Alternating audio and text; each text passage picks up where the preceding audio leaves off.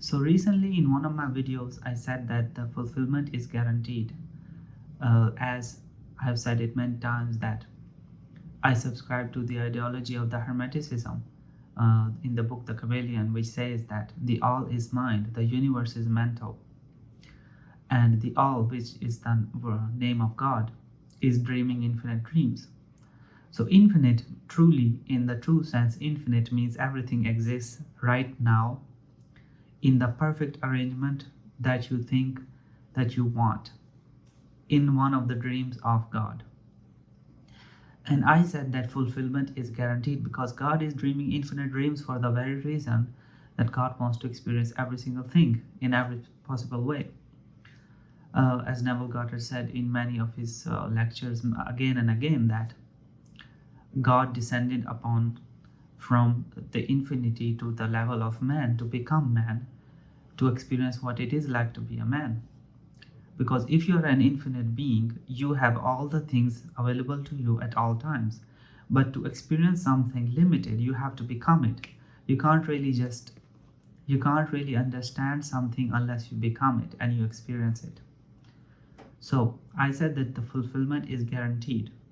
What it means is that somebody said that there was a comment that maybe are you saying that we will not get what we want in this life, and you are saying that we will get it in another life? Because I said something like, if you will get what you want, if not in this life or in the next life, and I will explain why I said that. So Neville Goddard talked in one of his lectures that he could go into deep meditation and go into other worlds where he would see dead people living once again. Now, it can be said that it was a subconscious mind or whatever, but Neville Goddard said that no, it was vision. It was as real as this reality, and he went to other worlds and he saw dead people living as though they never died. And he had a conversation with one of his companions that he knew who died, and he told him that in this other world, in his vision, he told him that you have died. And his companion looked at him like, are you insane? I am alive, I'm living life here, how have I died? And Elgar said, you died, and I did your funeral. I was at your funeral. And this person was like, what are you insane? So what Neville Goddard's interpretation of these events was that we continue to live these lives until we have awakened, as he said, the Christ within, which is Christ consciousness, which is God consciousness, basically. So long as you have not achieved that, you will continue to live lives again and again, and you will continue where you have left off. So there are infinite lives that you're living, and the concept of time is irrelevant to our higher self. It is living all lives simultaneously right now. But we, the linear beings in this linear experience, perceive time differently. So all this to say is that fulfillment is guaranteed. You will get what you want. The time that it takes for you to get to your desire, it depends on you. It has nothing to do with God. God does not know time. God is now. There is only now. There is only existence, and God does not know non-fulfillment or time. So, but in this linear experience, since we are given the freedom of choice, we are the ones, the dreamers, the small dreamers in the infinite dream of God. We are awake in this dream, and we are choosing our experience. So, for example, if somebody is really struggling with money, to them, assuming a concept of, for example, $1 billion, it's a huge leap in consciousness. It's an enormous leap in consciousness for this person, not for God, for this person.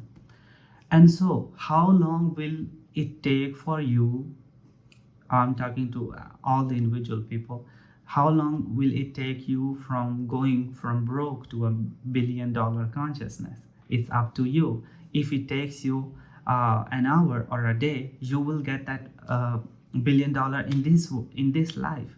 But if it takes you a long time, it's up to you, right? An assumption, though false, if persistent, it will harden into fact. And now Gara said that each seed has its own appointed hour. Once you have sown the seed of an assumption, then it will flower. It will bloom into the same flower that you have sown the seed of. It will not uh, it will not be something else. So the time that it takes for you to get there, it depends on how firm you are in your affirmation, in your assumption. If you're not, it's not gonna happen, and that's has been my experience. And so every single desire will be fulfilled, and the linear time is only your perception, and the gravity of like something is too big for you, it's only big in your mind, it's in your consciousness. And so uh, the non-fulfillment is an illusion. It does not exist, because God only knows fulfillment, and God does not know time. So it is us who are directing our reality, and we are creating meaningless delays and dramas and all sorts of confusions. As I recently made one of my videos about that I bought an apartment, and I've listed down so much drama in that manifestation. It would have happened very nicely and very easily, but I created the whole thing, because this is a human experience. We have a human mind, and the human mind is a monkey mind. It jumps from here. I'm not gonna say that I have absolutely mastered the law. Even Neville Goddard admitted it many times that he had many failures in his life that would convict him if he would tell someone that he has mastered the movement of his attentions. He did not, but this is a practice. The more you do it, this is why I said in one of my videos that try with small things. Small things are easy for us, like manifesting small amount of money, free gifts, flowers for women, for example, getting flowers randomly.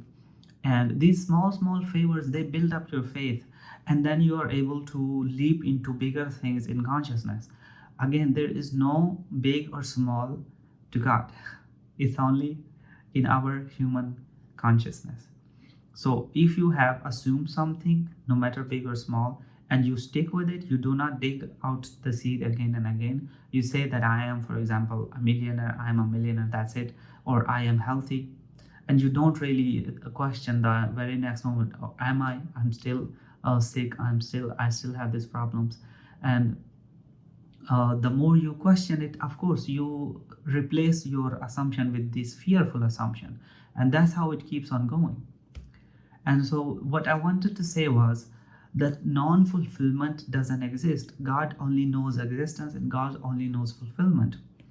So the only delay, the seeming delay or the seeming drama that you see in your world is our human monkey mind, which is not focused like God. God imagines realms into being by focusing its imagination, and it does not have doubt. We do, and our doubt makes this reality of ours so jumpy and so weird. And but I have, as Navgar says, that your life, the way it unfolds, has unbroken connection with the mood that you carry. And this, I'm pretty sure every single person, even if you do not believe in the law of assumption, you have experienced it. That if you feel good, if you are in a high mood, everything seems to go your way, everything works out. But if you are depressed and you're feeling really sad, everything seems to annoy you. The doorknob will get stuck in your like your hoodie, and things will break, and the food you have ordered will be late. This happens so often that it's not even funny anymore. I have ever since I have woken up, so to speak, to the Neville Goddard's teaching and law of assumption, I see my mood directly reflects my world. If I feel good, if I feel aligned with my inner being, my I amness, things just work out. I don't even have to imagine or think or do all the processes. But when I'm down, just the things that should work don't work. I've experienced firsthand in my previous job where I was very good at what I did, but I was having a rough patch in my life. And due to this low mood, I was failing at things that I should not fail at. I was very good at those things, but I was failing at them. And I was like, what the hell is going on with me? This is not who I am. But I failed at things that I should have done nicely, perfectly.